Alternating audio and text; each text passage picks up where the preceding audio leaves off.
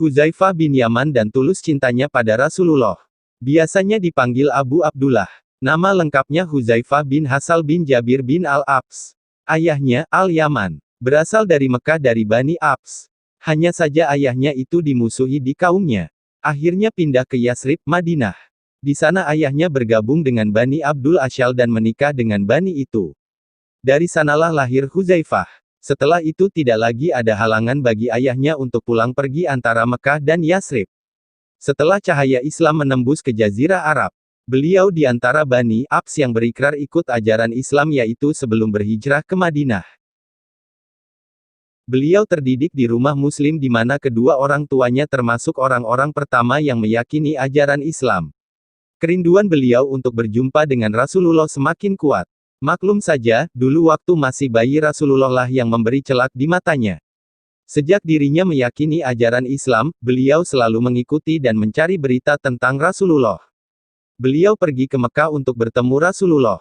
Setelah bertemu Rasulullah, beliau bertanya, "Wahai Rasul, apakah saya termasuk muhajirin atau ansor?" Rasul menjawab, "Sekiranya kamu mau muhajirin ya silahkan, mau jadi ansor juga silahkan. Terserah kamu, mana yang kamu sukai." Beliau berkata, "Kalau begitu saya ansor, wahai Rasul." Suatu hari, beliau berkata, "Orang-orang selalu bertanya tentang kebaikan, tapi saya bertanya tentang keburukan karena takut akan menimpa diriku."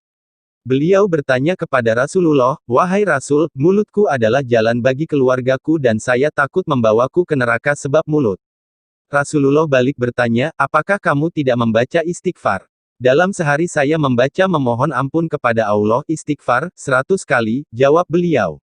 Beliau adalah seorang yang benci dengan kemunafikan hingga ucapan pertama yang keluar dari mulutnya ketika berbicara kepada penduduk Madain pada waktu menjadi wali kota itu adalah, "Jauhkan kalian dari perilaku-perilaku fitnah." Penduduk itu bertanya, "Apa itu perilaku-perilaku fitnah wahai Abu Abdullah?" Beliau menjawab, "Pintu para amir, penguasa, seseorang dari kalian masuk menjumpai amir kemudian meyakinkan dia dengan kebohongan dan memuji dengan apa yang tidak semestinya."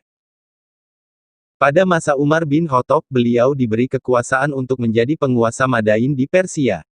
Kebiasaan Umar jika ingin memerintahkan orang, beliau menulis dengan kalimat, "Saya telah mengutus si Fulan dan saya perintahkan untuk ini dan itu." Ketika beliau berkuasa, beliau gunakan kalimat dalam suratnya itu, "Tolong kalian taati dia dan dengarkan ucapannya dan berikan apa yang dia minta." Pada waktu Perang Ahzab, Rasulullah memilih beliau sebagai pembawa berita dari Quraisy. Beliau pernah diperintahkan Rasulullah untuk menerobos ke barak orang Quraisy yang menentang Rasul pada waktu malam yang dingin dan mencekam. Kemudian beliau duduk hingga hembusan angin kencang itu mematikan lampu. Abu Sufyan berkata, "Silahkan tiap orang mengenali siapa orang yang di sampingnya." Waktu itu Abu Sufyan adalah orang yang menentang Rasulullah dan gembong kelompok orang musyrik. Beliaulah orang pertama yang bertanya siapa yang di sampingnya. Misinya berhasil. Dirinya merasa tenang hingga pasukan Abu Sufyan itu berpencar. Tapi beliau tidak membunuh Abu Sufyan, mengikut perintah Rasulullah. Ketika Perang Nahawan, beliau adalah wakil utama An-Nu'man bin Mukrin dan orang yang mengambil bendera umat Islam ketika An-Nu'man terbunuh. Hingga akhirnya perang itu dimenangkan oleh umat Islam pada tahun 22 Hijriah. Selama hidupnya beliau pernah mentaklukkan Dinawar, Mahsandan, Hamzan dan Rai kota-kota besar di Persia. Beliau memilih Kufah untuk dijadikan kota baru bagi umat Islam di negeri Persia, Iran, dan Irak. Di antara usaha dan sumbangan beliau dalam rangka tegaknya ajaran Islam adalah usulan untuk menyatukan umat dengan satu mushaf setelah mereka saling bercerai-berai. Pada tahun 36 Hijriah, beliau merasakan sakitnya begitu berat. Sebagian para sahabat menjenguk beliau di tengah malam. Beliau bertanya, "Pukul berapa sekarang?" Mereka menjawab, "Mendekati subuh."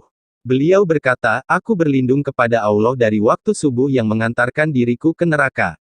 Aku berlindung kepada Allah dari waktu subuh yang mengantarkan diriku ke neraka." Setelah itu beliau bertanya lagi, "Apakah kalian membawa kain kafan?"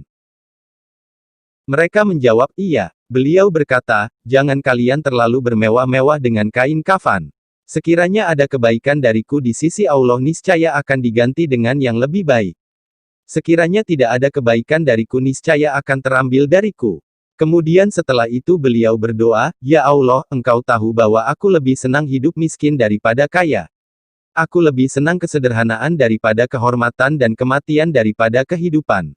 Hingga ruhnya diambil oleh malaikat. Selamat datang kematian, seorang yang mencinta datang dengan kerinduan. Tidak akan bahagia orang yang menyesal. Itulah akhir hayatnya. Selama berjuang bersama Rasulullah, beliau telah meriwayatkan kurang lebih 225 hadits. Di antara riwayatnya itu, beliau berkata bahwa beliau sholat bersama Rasulullah pada suatu malam. Sekian. Semoga bermanfaat.